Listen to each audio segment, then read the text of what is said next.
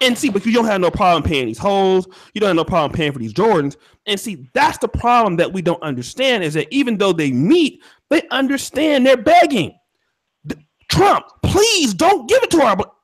Whatever you do, keep whatever we have. These people are begging Donald Trump. Everybody knew black people was in trouble when Donald Trump got in. We all knew that. We all knew that for a few of us were gonna make it. A lot of us was gonna fall. And them people who went to see Donald Trump, they're begging him. And you know what? If Jeff Sessions cut everything from niggas, whose fault is that? We understand how the political game was played. Gays get it. Mexicans get it. Everybody get it but our black ass. And that's all I got to say. And can I say something real quick?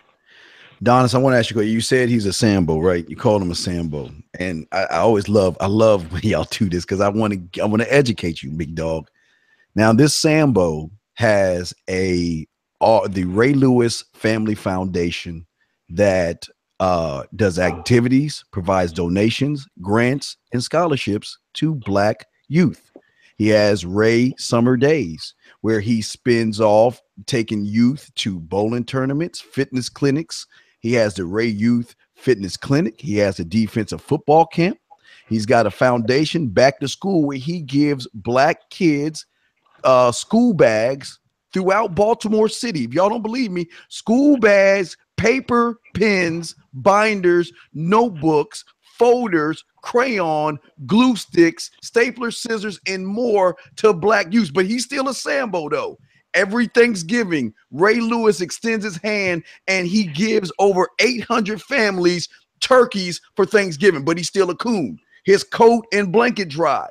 He gives 300 youth and seniors warm coats, gloves, and blankets, but he's still a coon, though. This is the problem that we see, Donis. I love you, but I got to be real with you. This is the problem that we have because you're so busy wanting to call him all these bad things, but yet not you or anybody else who has called that motherfucker ain't even done not even half the shit this motherfucker's doing. Listen, that he doesn't have to even do. He chooses to do this. He's doing a great. That's why I love and respect this man. That's why I listen to what he's saying, because you know what? He's doing the shit that so many of us want to talk shit about him, but they ain't doing this. Now, is he still a Sambo to you because he's doing all this stuff? Because he's doing all this for all these black youths? Is he still a Sambo to you? I just think. No, that's a yes. No, listen. Let me make my statement. My thing is, why wouldn't he be in support, or what excuse or what reason does he have to not be in support of Colin Kaepernick? That's my thing. Fuck Colin Kaepernick. That's what he's saying, dog. He's saying, fuck that motherfucker. That's what he's saying. You want him so bad. See, this is your problem. Y'all want him so bad to say, well, Colin Kaepernick's a great guy, and he wasn't. You know what he's saying? Fuck Colin Kaepernick. That's the truth. You just don't want to accept it. He's saying, fuck Colin, because you know why? Just like Michael Vick. See, you can't tell a black man anything nowadays because they always gonna get mad. Vick told a motherfucker, just cut your hair. Because perception is reality. Y'all, the whole black community, oh my God, fuck Vick. Y'all want to turn on Vick. Now Ray Lewis, who is doing all this stuff, and I hope he continues to do it, because you know what Ray can do right now? Ray can say, fuck y'all. I ain't giving y'all shit no more. Y'all want to fucking turn your back on me? Then fuck all you. Y'all better hope he doesn't do that. But this is the problem. You want him to defend Colin? Fuck Colin Kaepernick. That's what I'm saying. Fuck that motherfucker. But why do you want to defend him so bad? Why are you putting up arms for an 8-year weak, spineless motherfucker who followed a piece of pussy to change his views? Why would you follow a bitch? Okay, let him answer. Let him answer. Okay, I'm sorry, man. Okay. Shit.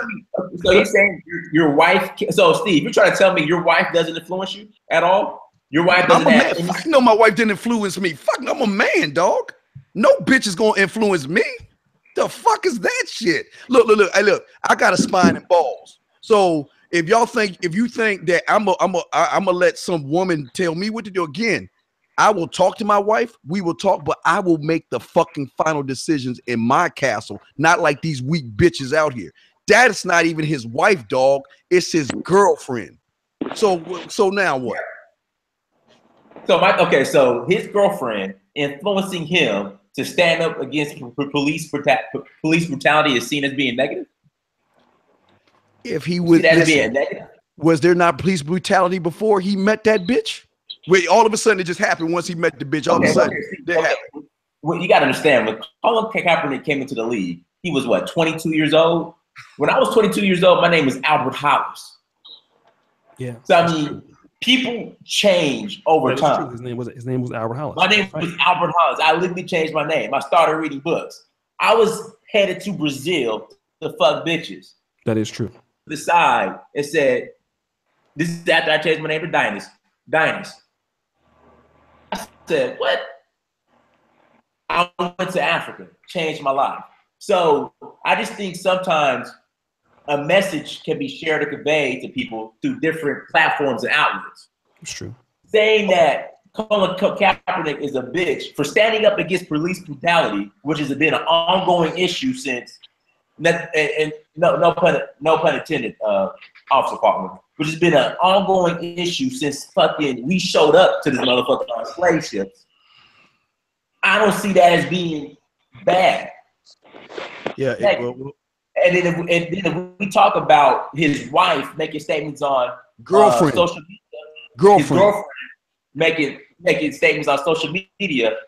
I mean, you got Nico Grimes, you know, who's talking shit on social media. I mean, again, if I'm an NFL owner, my job is to put my team in the best position to win football games. When I played at Georgia, you had Negroes who were punching their girls in the mouth, still on a football team. You had Negroes who were selling dope, still on a football team. Okay. You had Negroes doing all types of illegal shit. Right. So-and-so punched his girlfriend in the mouth, he's only going to be suspended one game. So that's the point I'm making. If they're so worried about their image, militant, in fact, here we go. You say, why didn't Colin Kaepernick take a stand before? I mean, police brutality has been going on all this time. Why didn't he stand when he first got into the league? Yes. Why haven't NFL owners been this militant about bringing in, I guess, players who could be problem childs or bring the wrong attention to the league? Militant all of a sudden with Colin Kaepernick. When again, Negroes are being punched their wives in the mouth, dyeing their eyes, selling dope, robbing motherfuckers at gunpoint. You're right. We got a good debate all this time. I mean, I've seen this shit. Like, I played with people at Georgia who went to the NFL who was dyeing their girls' eyes, bloody in their mouth. Mm-hmm. People, witnesses, and the coach said, "Hey, we're just gonna suspend you for one game." Okay. So that's the thing. That's my issue with it. Well, okay, I see what you're saying, but that's oranges and apples, dog. We talking about this month. Well, okay, let me ask you a question. So you telling me that if you're trying to go for a job, okay, let's say with Microsoft, let's say you're trying to get a job, a high-level job in Microsoft, and they might be interested in you, and then you're fucking bitch. Now I'm not calling you a girl a bitch. I'm just saying you're fucking bitch. Get on social media and calls Bill Gates a fucking racist ass motherfucker. You mean to tell me you gonna be okay with that bitch opening her mouth and fucking up your money when she should know her fucking place at the table, which is supposed to be beside you, not in front of you, not speaking for you, but speaking to you and privately. So you will be okay. Now I'm not calling you girl a bitch. I'm saying with a bitch that's not your wife, fucking up your money, fucking up your chances of getting NFL because she is on some emotional tirade. You'll be okay with that. Yeah, but the thing is, think about it. Okay, if an NFL, let me finish.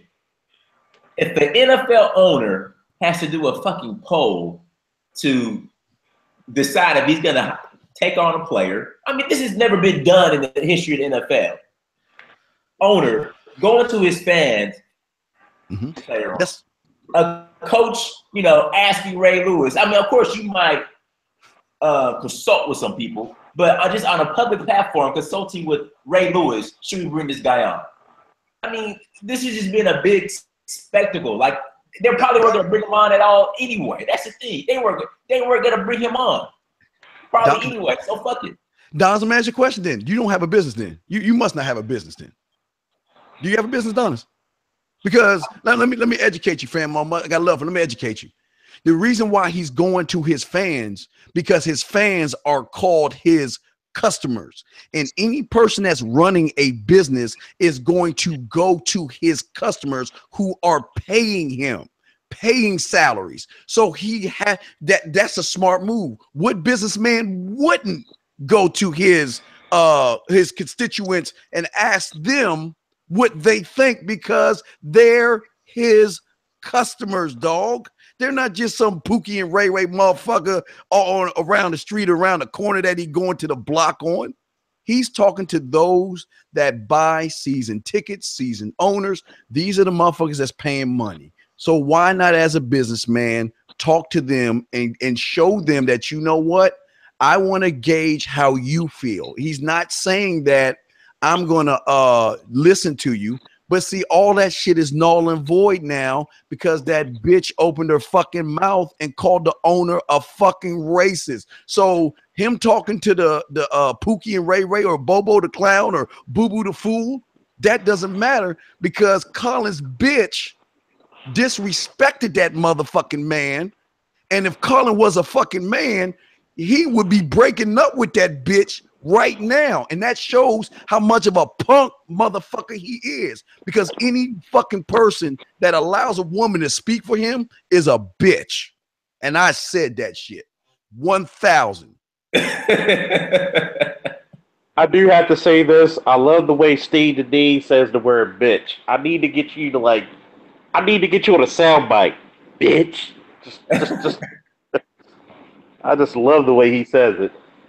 See, I'm like stuck in the middle here when it comes to both. Like, I'm one of them people who will tell you, a man has to be a man. It's funny because one of my coworkers said Colin Kaepernick is a simp, and he's looking at it right now, and I do agree. Anytime you have a woman speaking up for you, and remember, if he gets this job, being a quarterback anywhere, notice she's not going to be taking the hits. She's not going to be going through therapy. She's not going to be going through training camp. But guess who's going to be benefiting from it? She will. And I think... Yeah, king size sounds great. And I can check it. I think he needs to grow up and actually look at the reality. Like, dude, you could be without a job. And where's she gonna go? To the next rich motherfucker. Mm-hmm.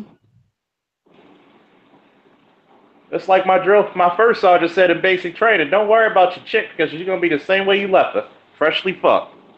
It's just my issue is, and then even to go back a couple of years ago with the Riley Cooper situation, none of these black athletes were going after Riley Cooper. In fact, they were supporting Riley Cooper. That's why I'm kind of just like, fuck the NFL altogether.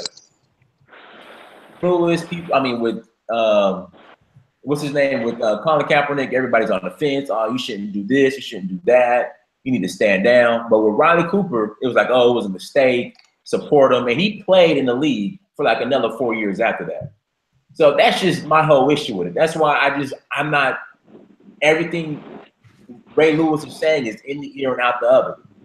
Because when the situation with Riley Cooper, you know, they were the same ones giving him a pass. Okay, well, and how many times have we said earlier on that life doesn't give a fuck what we think? If Riley Cooper says what he's gonna say, you know what? Whether I agree on it or not, that's up to the owner. What the owner want to do. I can't say I don't agree with what he said. But I'm sure some people pulled his ass aside and told that motherfucker can't say that shit. But if I'm Riley Cooper again, hold on, if I'm Riley Cooper, now there's the loophole, and I'll play devil's advocate here. Riley Cooper say, hey man, y'all say nigger every time I turn around. Every time there's a rap song, y'all always saying nigger, so I just figure it's okay to say nigger. He could say that. He could use that. Not saying it's right, but if there was a loophole, that's what I'm talking about. He could do that because that's how it is. It's just like Steph Curry, like Alan Curry say Steph Curry's white speaking for him. That's what y'all don't see. Y'all see. You're kind of. I don't know if you're diverting to Riley Cooper, because I'm trying to explain to you that Baltimore is off the table now, because you don't let your bitch call the owner who you trying to get in with racist. You don't do that shit. And the one that should be checked right now is his bitch and not him. But y'all don't see. This is why men get treated like bitches. This is why y'all motherfuckers can't get pussy, because y'all let shit slide. You let these women come into your lives and disrupt your lives. Now, again, I'm not saying, Don, is that, you know, he didn't wake up and he was with her. I'm not saying that. It's just really odd. You got a motherfucker talking about turtles and hanging out with his boys. Then he get a piece of pussy that's an angry bitch. Then all of a sudden he's fucking pro-black. You know, he want to let his hair out and shit. But that's okay. I'm not gonna have a problem with that. My problem is that you got to keep your bitch in check. That bitch might have fucked him not only with Baltimore, maybe she's fucked them all together, because you know what? If she is running her mouth like that on social media about an owner, do you understand these owners work together? O'Shea, I'm throwing it you, found. Yeah, I'm just saying, man. Oh, like a motherfucker. I mean, it's sad, because I'm looking at it from a standpoint. If this was Ray Rice, and we all knew about the Ray Rice incident, do anybody on the panel think he should be able to play? I do, but let me do this. That's a good point. I'm gonna come to that. I know we've had a pretty good good debate. This is pretty good, man. You know, usually everybody has the same opinion on these shows, and today is different. So, you know, I want to give a shout out to Dinah. So we'll come right back to what the Incredible Falk said. That should be your YouTube channel name, man. That'd be good. The Incredible. Everybody says that. So, oh yeah, look out for it the first of the next year. Oh yeah, we're gonna get you 1,000 subscribers before you even put a video up. So appreciate it. So let me do this. Everybody, shout out to author Alan Ralaturi. We're gonna take a little bit of a break. This is a good argument, man. Dinus, man, you coming out, Steve. You guys got some good debating skills, man. I gotta come up with more topics that I know y'all disagree on, more, you know, but just sit back and get the popcorn, man. Y'all are good, man. This is better than primetime television. Negro flicks, fuck Netflix. We got nigger flicks over here. Let's do this. For anybody, you're in the chat. I'm gonna shout out all the super chat people there, but before we do so, let's get the likes up on the video, people. I know we have 219 people watching. Okay, so a like for everybody if you are in the chat. Let's like the video. Okay, let's like the video. We need about at least 20 people coming in liking the video. All right. This is the Brother Pill podcast, number 9. Trust me when I say it gets better every episode. This is the first episode, and typically Angry Man is dominating most of these with Steve. So I was like, man, you know, I'm kind of missing him tonight. But you know, man, Charles Faulkner and Dinah's man have really stepped it up. To fill into the void, man. This has been really one of the better shows that we've had. Not as good as the first one, but it's close. So I want to thank everybody on the panel. I mean, you guys are rocking. The chat is taking sides right now. So let's do this. 217 people watching. I'm gonna read the super chats. Now, what I want to do also is this. For those people, you guys know that we are working on the Negro Manosphere. How to stop simping in 24 hours. That is our ebook. Right? See, no. I mean, this is a real. Simping is a crime. Yo, let's do if the mods. Yo, what's up with these mods? Yo, if these people have differences of opinion, moderators, do not put them unless they start being disrespectful. Okay, let's let people talk. Let them rock. All right. You know, we want to make sure we can do that. Let's just hold on 1 second. Jay, what did he do? What did he do?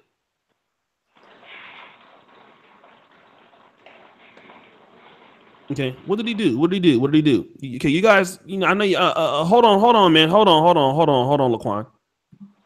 Let some of these people rock, man, because we can't just be cutting people out unless they did something really bad. Let them kind of rock, man. Okay, let them rock a little bit because this is a heated discussion. So listen, the ebook. Okay, good. So yeah, let's. Did he? Was if he disrespectful? Yeah. Okay. All right. Cool. Look. So okay. So let's do this. Drop your emails, guys, if you want to get into that ebook. How to stop simping in 24 hours. I mean, this nigga. Send it to Colin, man. Can you send it to Colin, please? We're gonna send it to. He's gonna be the first person I send it to. Drop your emails to subscribe to the Negro Manosphere. Right, it is a free ebook. Okay, how much is the ebook? It's free.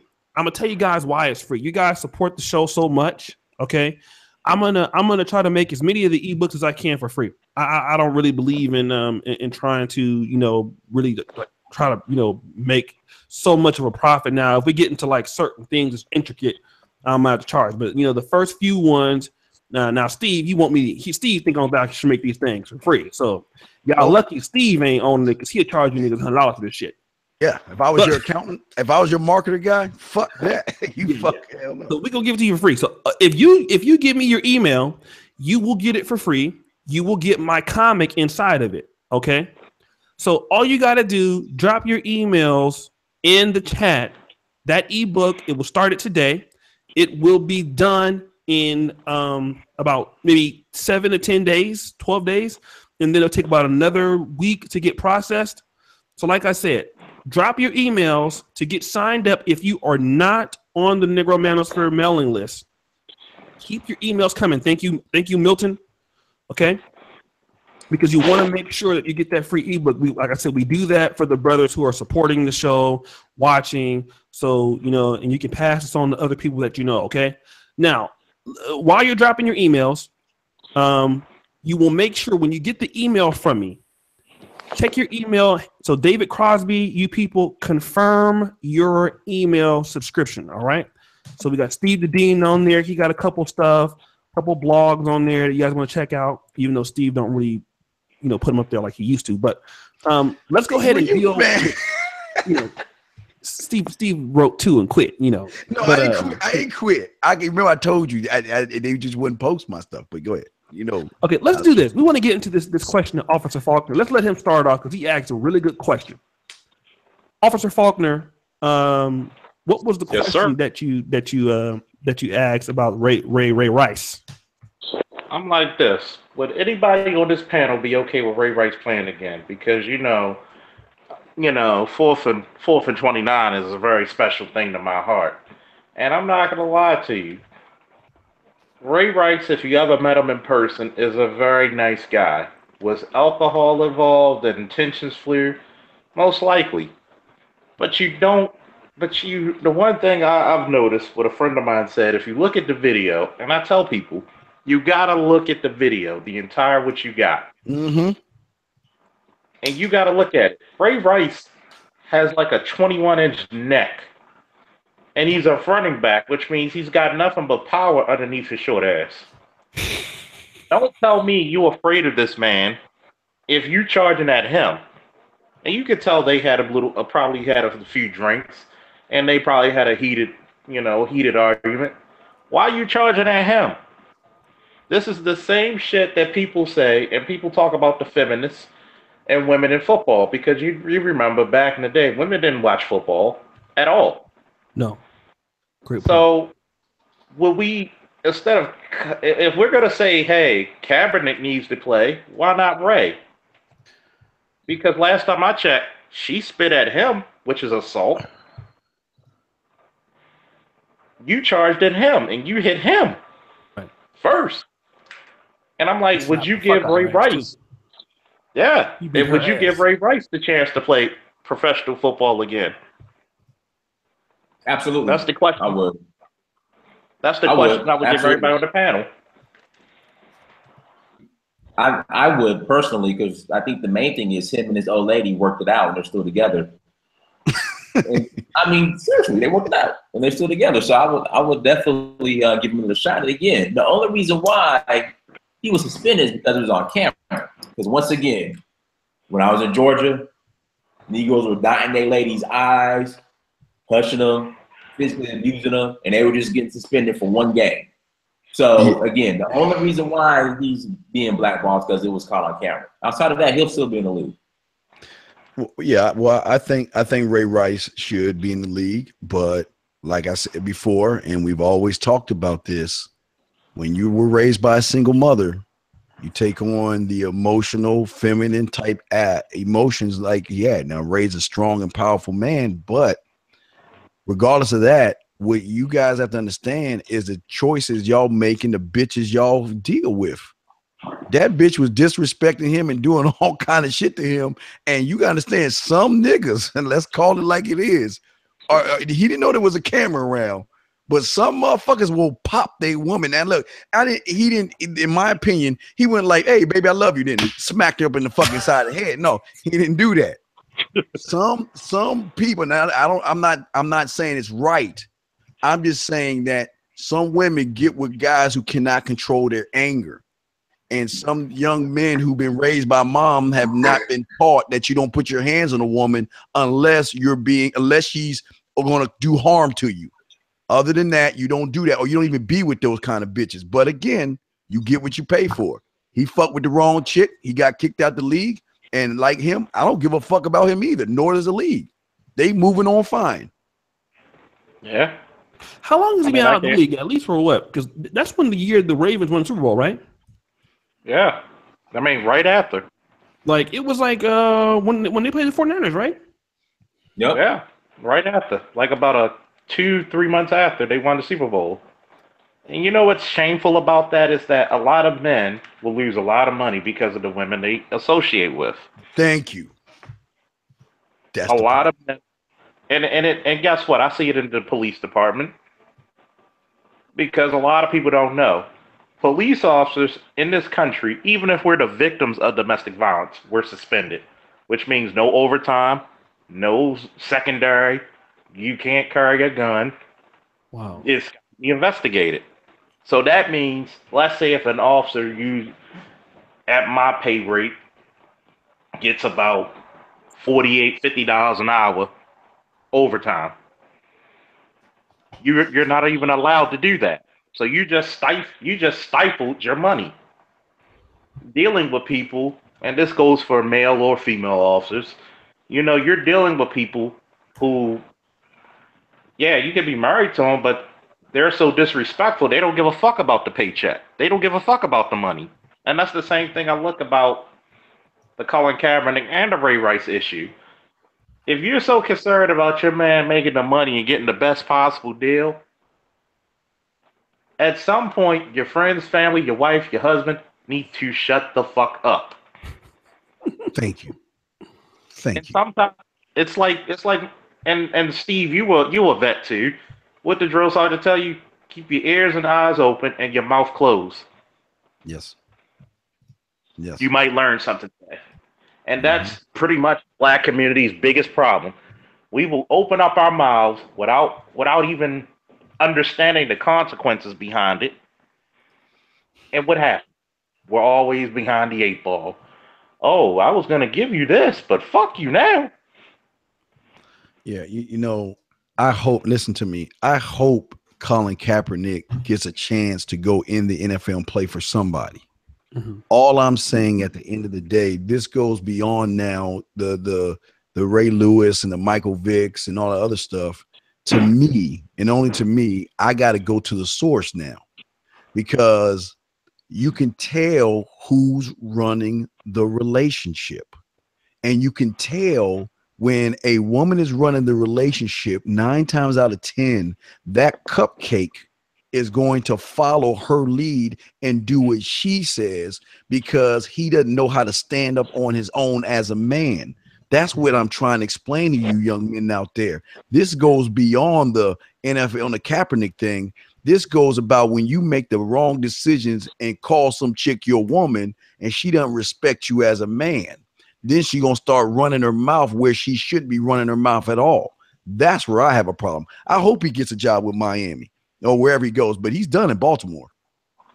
Oh yeah, because you don't insult the hand that feeds you. Nope. Or that possibly could. That's just business 101. Right. Mm-hmm. A lot of people will talk shit about their boss and think their boss, even if I can't fire you, I'm gonna make your life a living hell where you just gonna fucking quit. Yeah, exactly. It's true. I think it's very true. And I mean, a lot of people don't know how to play the sides. You got to play ball. You got to play ball sometimes until you own yourself. You become an owner, or you have so much money you can say fuck you, or you make that much of an impact on your team or business, and you do things behind the scenes. Right. Right. It's called what they call it fuck you money, right? Exactly. When you have enough money where I don't even have shit. I can barely pay my rent. Now I ain't even got jack off money, let alone fuck you money. That Magic Johnson money. Oh, I own movie theaters. Fuck you. Yeah. Donald Trump got fuck you money, which is why he can do what he do. Yeah, grab you in the pussy money. You got grab you in the pussy. Yeah, he can do whatever the fuck he wants because he has the cash to do it. Let me do this real quick, you guys. Thank you guys. We're still rocking the show. We have 242 people watching right now. Brothers, continue to go ahead and like the video. I don't know if Alan Roger Curry was still in the chat, but if he is, shout out to him. Shout out to the moderators, Gemini 605, Bye Pie. I see Rob Parks in the building. Let me see who else I see I can recognize here. I see Laquan, Amos, Wake the Hell Up, Winner for 19. Let me go ahead and look at some of the super chats because I was supposed to read some of those. Let me go ahead and do that. And for whatever reason, my damn email system is not letting me add your emails in there, brothers. But once you get an email from me, and you will, make sure you confirm it. Okay, hit the confirm button. You'll get it from me within the next 30 minutes, I'm sure. So just make sure you hit the confirm because we definitely want to make sure that you get this free ebook. But let me go ahead and read some of the things here. And from what I'm hearing right now, we're talking about fucking bugs, man. I hate these bitches. Okay, so Master Will, donations for Don Calypso new B3 horror organ. Don't use it on Pidget Polish strippers. All right, my boy Hiru Akati, shout out to him. Shannon stated, Ray kills Pookie. Ray goes to jail. Officer Joe kills his brother. Paid leave and book deals. Can the panel chime in? I sure will. Brandon L. Listen, Dynast. Winner for donated $5 again. Wake the hell up, $5. Great show for the tribe to think big and stop making excuses. Spend 1.5 trillion yet want to beg nations for a buyout. Shaking my head. I agree. I do agree with that. Let's talk about that real quick because here's an argument that a lot of people want to hear when it comes to police brutality. Ray Lewis says, hey, Pookie is killing 200 people in the black communities every year. But when Pookie, but Shannon says when Pookie kills Willie, Ray goes to jail. Joe kills a brother, paid leave and book deals. Now, let me weigh in on that. Number one, in both cases, black people are dead. Both cases, right? And I'm gonna let everybody chime in, but I gotta touch. This is a good talking point that pro-blacks or the blacks on the left, they weigh in on this. Yes, police officers who do kill black people typically do tend to get off, no matter what their race. Black police officers, white police officers, they too gonna get either lesser sentences or they may be liable to get off. Now, we cannot lie and say that some of them are not prosecuted to the fullest extent of the law, especially as of recently, but some do get off. We got to talk about, though, why are these particular people encountering the police? Very rarely does a person get killed by the police without a criminal record. This is what we got to talk about. So in the case of like Alton Sterling or Mike Brown or something like that, why are these people encountering the police? See, the same mindset that Pookie kills Ray is the same mindset that happens when the police kills him. Because typically that's what happens with thugs. The police kill them, or Pookie and Willie kills them, or somebody in jail kills them. That's typically the situation. The problem that Shannon Sharpe doesn't want to address is how to stop Willie and Ray from encountering the police. See, that's the issue with that, because a black person who cares about black people is not going to say, well, the black people kill the police, but it ain't the same that when a white person kills a police or when a cop kills a brother. What you're saying is you're not really concerned about black people killing each other. What you want is the black person to go to jail as the cop should go to jail. So let's assume that starts happening. The white police officers or non-black police officers go to jail with the fullest extent of the law that Willie and Ray Ray kills Pookie. What does that solve at the end of the day for these black communities? Nothing. Nothing. You still have black people being killed by each other. Not a damn thing. You still have the same poverty. You still have a low opportunity. You still have these things that are creating an environment where black people encounter police. You still have these single mother-led homes. You still have a lack of jobs being created. When black people use that talking point like Shannon Sharpe, that tells me you don't really care about black people killing the police. You only want the cop to get the same time that a brother gets for killing the police. That's what you're saying. And people who have that talking point, I say fuck you. Oh, yes. What about on my heart? I have to say fuck you.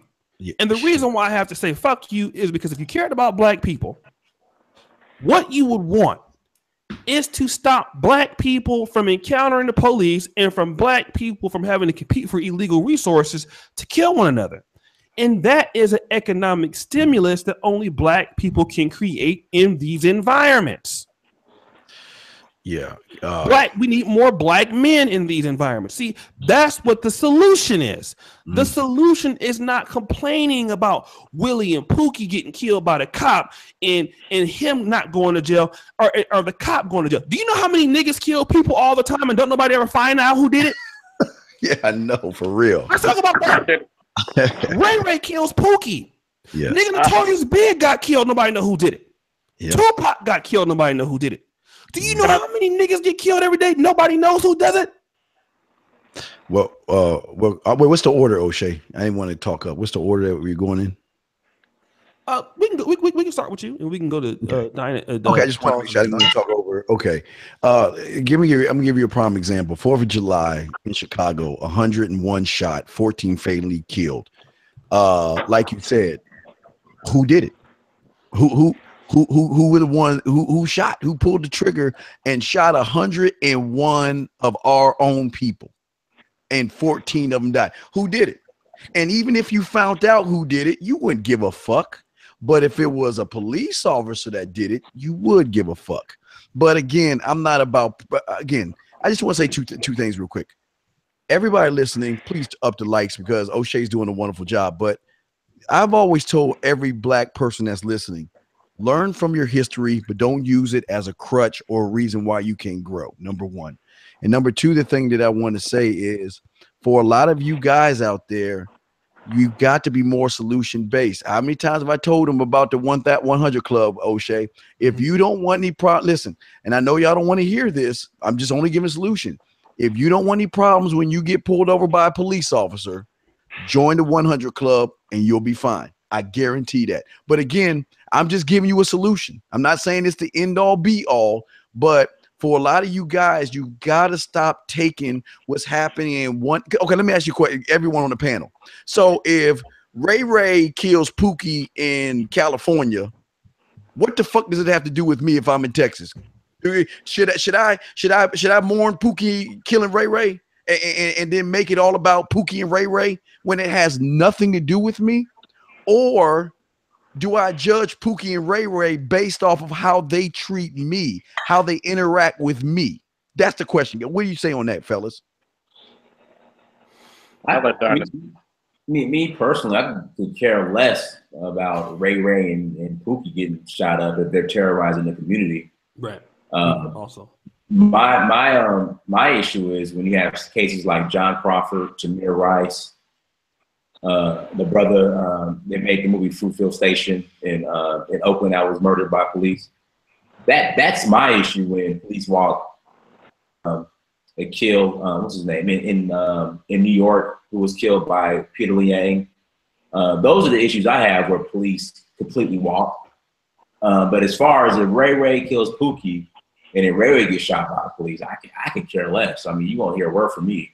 But when kids like Tamir Rice are being killed for just being a kid, or John Crawford is mistaken to have a BB gun he's carrying in Walmart is mistaken as a real gun, and instead of giving orders like drop your weapon, or I'm not a police officer, I don't know the protocol, they just fire off on them. Those are the issues I have. And then again, I never served in the military. From my understanding, if you're approached by, we'll say, Al Qaeda, I mean, you can't just shoot Al Qaeda. Am I correct? Like, you have to give commands or find out what's going on. Is that correct? Or because I just think the rules of engagement for if you're in the military facing, we'll say, ISIS is different versus the rules of engagement if you're a police officer and you feel threatened. Circumstances dictate. So, again, that those are my issues that I have. Let me just say this real quick. Okay. I'll let you talk. I'm not gonna, I don't talk about this Tamir Rice thing because people say, well, what about Tamir Rice?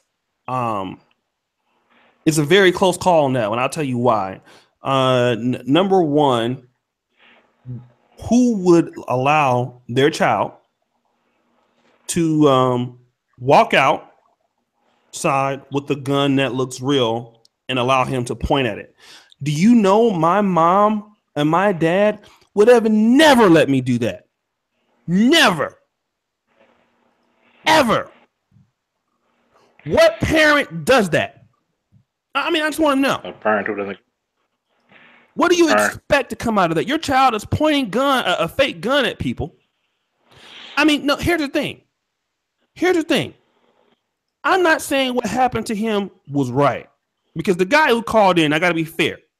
The guy who called in says, hey, there's a kid. He's out here with a gun, but it looks fake. Looks fake. But you know what kind of system that we live in, man? These police are looking. Let's just come on now. These people, a lot of time, police officers, especially if they're white, look, they're not taking no chances. They're not taking no chances. We ought to have a better understanding as people. Number one, don't let your kids go outside like that. What do you expect should happen to you? Are they supposed to test it out? I'm like, see if it's real. I'm gonna give you 2 points, man. It's okay. It's an open. It's an open carry state. Let me say this real quick. An open carry state. I'm sure if you have a license to carry. Is it? I mean, do you understand what I'm saying? I'm not saying what happened to him was right, but also what you're dealing with is an anomaly. You're dealing with a situation 1 out of 1 million. You're dealing with 1 out of 1 million. I mean, but the usual situation that you have is Leroy and Willie killing Donnie Boy and all of them. How many Tamir Rice cases do you hear every day? None. You hear him every once in a year. This shit don't happen every fucking day. And his mama failed his ass. This is getting fucked up now. Don't, nigga, get your bitch ass out of here. Stop the show. This is getting, get your ass out the chat, nigga. This is not for you to be sitting here bitching. Get your punk ass up out of here. Who's emotional ass said that? Not for you to be pointing your goddamn gun at people. Yeah. Tell him that. Tell his mother she failed him. Tell him to call his mom. Liberal left motherfuckers. What about Philando Castile? That's another one. That is a pretty good one. That's a pretty good one. I think that was fucked up. And I actually don't agree with that one. What? O'Shea, well, here's the thing, fam. You are see, this is where y'all gotta understand. You're right. There are bad cops out there. Yeah. But even how many police officers have been killed by you motherfuckers? Because I looked it up so far as 72. 72 this year have been murdered by the other. It's been flipped around. So what about the police officer in New York? That was not his daughter, Andre Edwards. That was some ghetto ass bitch who was hanging out. Her daughter. What'd you say? What about the female police officer in New York who was killed recently, who was gunned down in a patrol car? Yeah. You won't see Black Lives Matter. She was a black mother. Right. Where's the protest for her? She was doing her duty. But I have 2 stories I wanna talk about that reference this shit. Number one, a buddy of mine who is a former cop, he resigned, he got a job, driving trucks, one of his passions, and doing what he wanted to do. He wanted to start his own business. He was a great cop too. The one thing he had when we had an incident in downtown Baltimore was a guy spitting on a curb. And I like to initiate. Is arresting a person for spitting on the sidewalk petty? Yes. Most police don't want to arrest you. You know why? We want to make our money and go home like any other motherfucker in the country. Yes. But if you're an asshole towards the police and towards the people and the citizens, we have a duty to protect you and get these assholes out of here. Then on top of that, here comes the lady who saw the video on one of my best friends. He's my brother. On his page on Facebook. Oh, but the police got video of my brother. He was murdered. And I looked up her brother. Her brother, I personally arrested at least a minimum of 4 times. Do you know what for, panel? What for? Beating the living shit out of his girlfriend, selling drugs, a robbery, attempted murder with shooting. But he got hit. But guess what? Last time I checked, so many black people are Christian. Doesn't the good book say you shall reap what you sow? Right. And I tell this to people. I don't feel sorry for him. It's a damn shame he had to kill. He had to be killed or he was murdered. But I don't feel sorry for you because you knew what type of lifestyle you were living. And I like to point out in the world of law enforcement or the military, sometimes in order to save life, I may be called upon to take a life. In some cases, where people have fake guns. Some of these guns that they sell in Walmart alone look real as shit. And I got less than a millisecond and add a second to make the decision if it's real or fake. Because your rifle rounds will go through my fucking vest very fucking easily. And I got a 10-year-old boy upstairs who don't give a fuck about that and want daddy to come home no matter what. Absolutely. And that's just real. Let's just keep it 100. If you point a gun at an officer, you the dumbest motherfucker in the world. And you can tell him Charles Lawrence Faulkner Jr. said that shit. and I won't deny it. Trump can ask me and I won't deny it. If somebody points a gun at your kid and I'm even off duty, I'm going to blow that motherfucker's head off. There you go. Just to preserve that life. Fuck that shit. And I'm not even a violent person, but I do believe in protecting people who deserve to be protected. There's people out there who are great people. Even if they live in the projects, I've met some great people. I tell everybody and anybody, I met the best of humanity, and unfortunately, I met the worst of humanity. And guess what? I've taken an oath between the military and the police department to protect those who can't protect themselves. And I love it. And I will never deny anybody who needs my protection. I'll give you a good example. I'm sorry, man, but I'm going to give this one quick story out. There was a time I was called on duty. Kids fighting. I'm the first person on scene. There was a boy who had a knife fighting 4 other guys. I zeroed in on the kid with the knife, pointed my gun at him, and I said, Lord knows you better drop that shit. You know what happened? Fortunately, that boy had the conviction of God, dropped the knife, and went straight to the ground. His mother came on scene, and I said, do you know how close your son was close to death?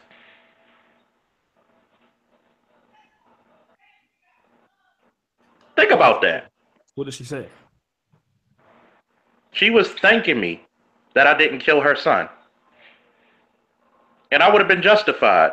You probably would have got all kinds of marches, but guess what? I still have to protect life. But how many times do we beclay the accomplice to our own destruction? You're 14 years old with a knife in your hand fighting boys.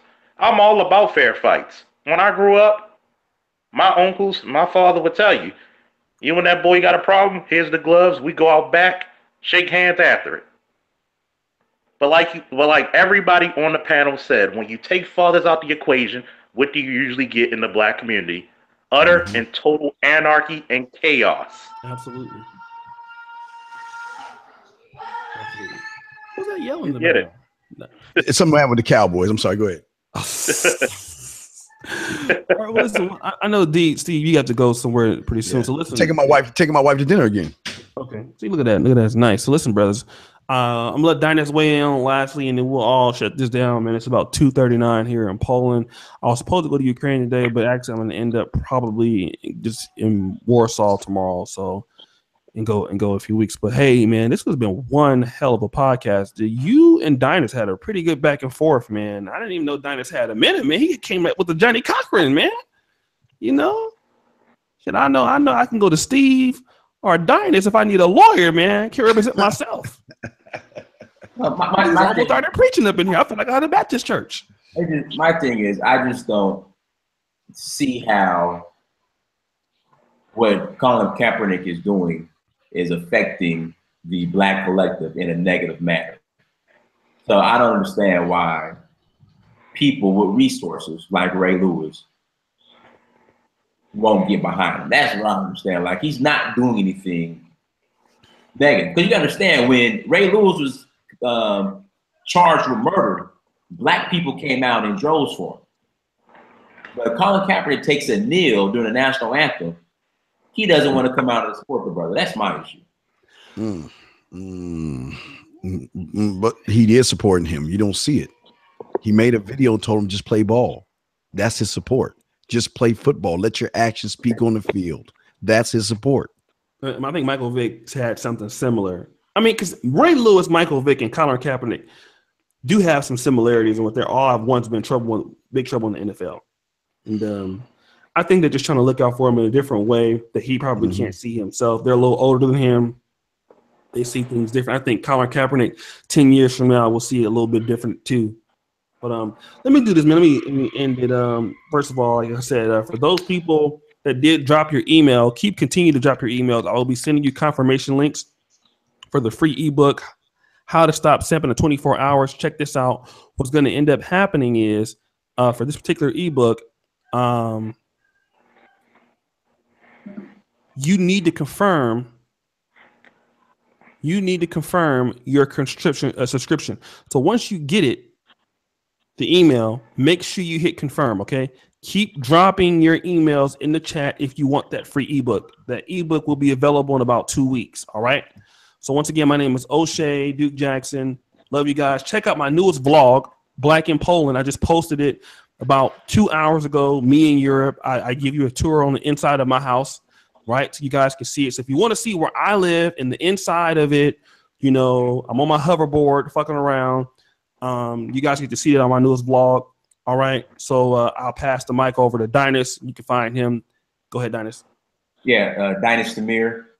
Search for Huru on Instagram, Snapchat, Twitter, and Facebook, and YouTube. Please subscribe. Please follow. All that good stuff. Search for Huru, all one word, on every social media platform. And, you know, thank you again, O'Shea, for letting me come on. Appreciate it, Steve. Appreciate it, Officer Faulkner. And again, I appreciate you giving black men a platform to speak on issues that's relevant to the black community. Ooh, thank you too much, brother. Officer Faulkner, where can they find you at, player? I mean, you can find me on Facebook on Charles L. Faulkner Jr. You know, I've been giving a lot of brothers advice who inbox me if they were leery about joining the police departments, what they need to do, if they qualify, how to ease the process. If they even have overall questions about the police, you can inbox me and I'll be brutally honest. You know, hopefully by the beginning of next year, myself and my boy Vincent Cosom will start up a YouTube channel where we'll talk about issues about how to better the relations between the black community and law enforcement. Okay, cool. Yeah, we'll talk our every shit too, by the way.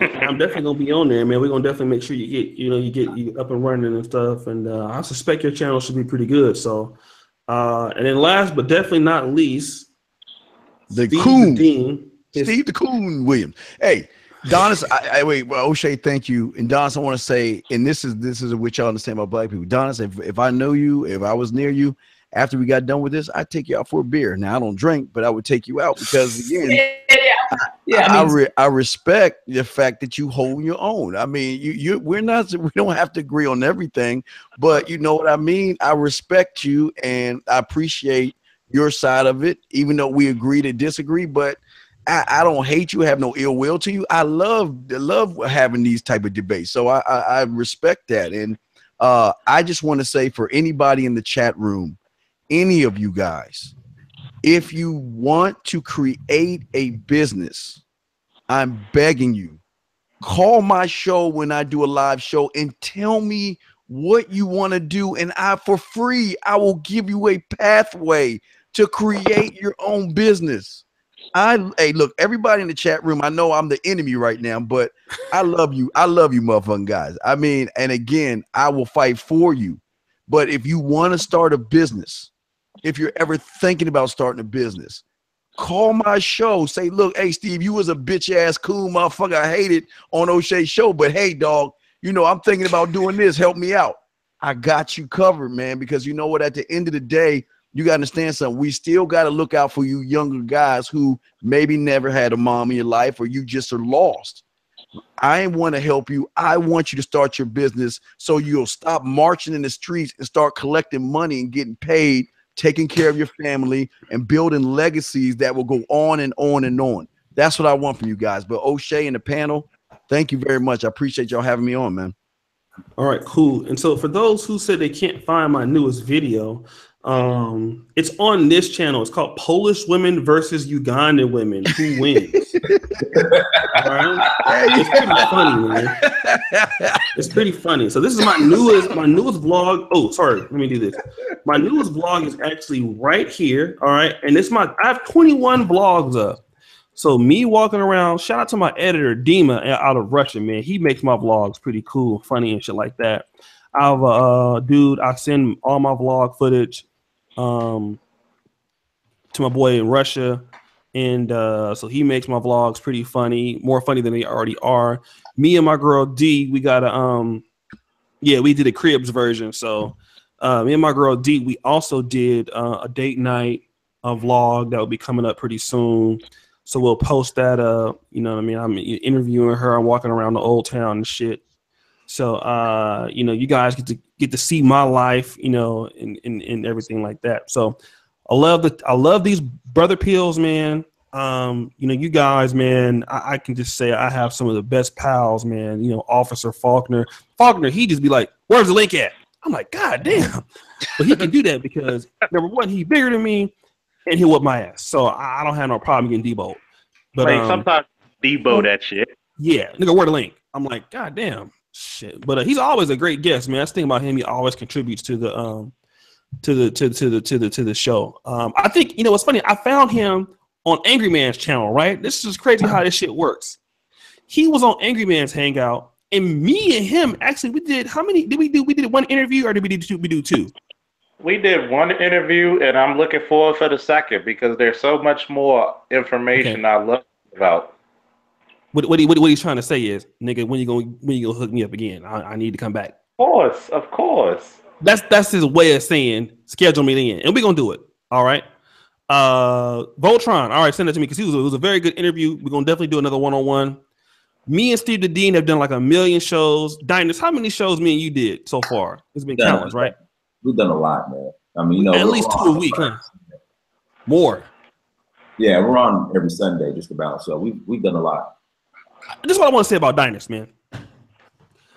Dynast, out of all black people that I know, and we know the same people. And for y'all don't think Boobion is a real person, go follow him on Instagram. Boobion, Boobeon.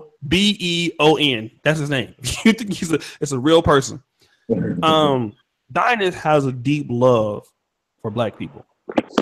If you just go look at his channel, man, and see what he's doing over there, bro, it's touching to make you want to cry because he is always trying to give black people, man, information how to do business in other countries.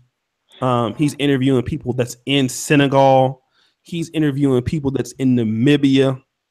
Dynasty is the only brother who's doing that. He's doing that. He's the only one. Dynasty is reaching out to people in the diaspora, trying to help people. Not only is he doing that, he's out in these villages. You know, he's going to these. He's spending his money, you know, to go to these places and trying to educate people about Africa, trying to get them to do things there. He's doing things there. You know, I know Ray Lewis is doing a lot, you know, because he has more money. But I can't take away. Dynasty is one of those dudes, man. He really practiced what he preaches. And he came on my show and was like, yeah, a lot of you niggas always talk about going to Africa. You ain't never went. I think that after we did that show, I think that night I bought my ticket. I'm like, man, I'm tired of this nigga clowning me. And I got my yellow fever. So Dynasty, man, he is really true to what he's saying. Same thing with Officer Faulkner. I mean, these people live what they're talking about, Stephen. They live what they're talking about. There's no phoniness about them. So I really got really got a lot of respect for Dynasty, man, for what you do, what you're trying to do for the diaspora. Because I can tell you personally, you changed me. You changed how I saw Africa. Because I was like, well, I'll get over there one day. But it's changed my experience. So I want everybody to go check out Search for Uhuru, man. And when Officer Charles Faulkner comes out with the Incredible Falk channel, we're gonna help this brother get on Incredible Falk. Incredible Falk. And you know what's funny is Charles, I don't know how you know, you're actually pretty lucky, man, because you stand to make. I know you ain't looking to make no money off of it, but you stand to make some money because you're already in good with some heavy hitters. You know. Oh man, I appreciate it. And one thing I want to say with Dynasty and Steve the Dean and O'Shea, Angry Man, and a lot of people in the Negro Manosphere, I appreciate the fact that you took a humble brother like myself and heard my opinion out. And I mean, you guys are inspirational, man. And I think that a lot of brothers can learn a lot from you all actually. And the fact of the matter that a lot of us must be the Cowboys again. It's my kids, man. Yeah. And it's very humbling that you all could have just dismissed me anytime for being a cop, but you all took me in, and I appreciate it, man. And it's a wonderful feeling. Oh yeah, and we're gonna definitely when you get started, man. I tell you what, I know you always donate in the chat, but I can tell you one thing: when you start your channel, I'm gonna get you a Blue Yeti. That's on me. So you're gonna start off in the game with something. You know, we gonna help you get that channel rocking, man, and we gonna do some shows and do some parties over on your channel. So we really looking forward to for that channel, and you're gonna start off pretty strong. So again, everybody, we'll come back. Probably not tomorrow. I'll be in Warsaw tricking on my girl and shit. You know how that shit. But when I come back broke on Sunday night or Monday night, we'll probably go back into this again. So, brothers, good night. Thank you for everybody that's been contributing, man, to this podcast, all the moderators. What up, Sherelle? Hey, what up, Gemini 605? Love you guys. Now, also, one last thing. I am going to get my life together and get this Jerry Curl show going, okay? It will not. No, but I got to call Angry Man. It will not be on this channel. This channel will have the Brother Pill podcast. My Jerry Curl show is going to be on my main channel, and it's going to have a lot of Jerry Curl juice in the background. And a lot of Jerry Curl. For real, it's going to be called the Jerry Curl show, and that's when you can be able to call in and talk to me live on Blog Talk Radio, whether using Steve the D's account or whatever account. You guys can talk and see me in OBS at the same time. So we're working on that. All right, brothers, I got to get the fuck out of here. Peace out. All right, good night. Hey, Steve, I'm gonna take you up on your offer too, as far as that drink. I'm gonna take you up on an offer. No doubt, man. Niggas always love some free shit. No, absolutely, man. Yeah, okay. I got you, man. No doubt. I got you. Yeah, you come to Texas and shit. I got you, man. All right, cool. All right, peace. All right, same with you, officer. Y'all gonna be good, man.